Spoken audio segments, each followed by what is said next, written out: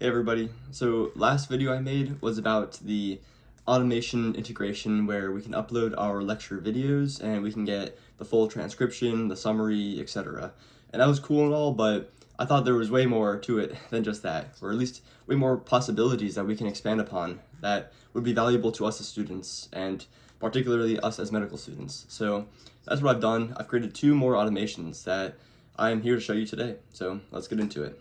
Alright, so here we are in Pipedream where I'll just quickly show what I've actually done and then we'll talk about the workflow and what have you for that. So before I had just this lecture interpretation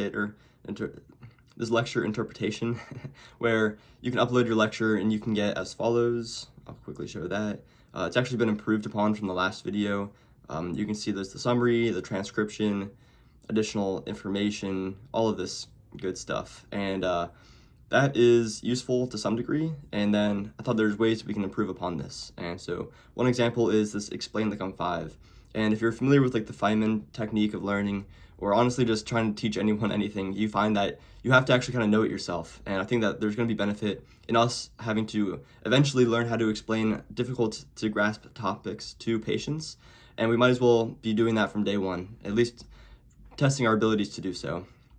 So that's exactly what this explain like I'm 5 just automation is for, where I have the little baby right there, and I have an example transcript where I'm just trying to explain this topic that I just recently learned, and I did not do a great job, and it ultimately gives its own version of the explanation. It compares with mine. It gives a descriptive analysis on where I went wrong or what I can improve upon, and ultimately it grades me, because I think grades are important to really quantitatively track our abilities to do just this. So lastly, I have this other workflow, the USMLE questions, and this was brought up in the WhatsApp group where people like to practice questions. And yes, there's expensive question banks out there, but this is just a nice alternative that is actually specific to the lecture that we upload. And so ultimately for this one, we'll upload the lecture into this folder, the lecture upload plus USMLE question generator, and it'll generate this transcription I mentioned before, and it'll also generate the questions for you. So here it has to generate the transcription because that's what it bases the questions off of. And I think there are some styling improvements that could be made, but I tried to make it in the style of the USMLE questions, and I have personally never gone through any USMLE questions. So if anyone here has, then please let me know. I can definitely try to improve these in any ways that are more accurate or useful.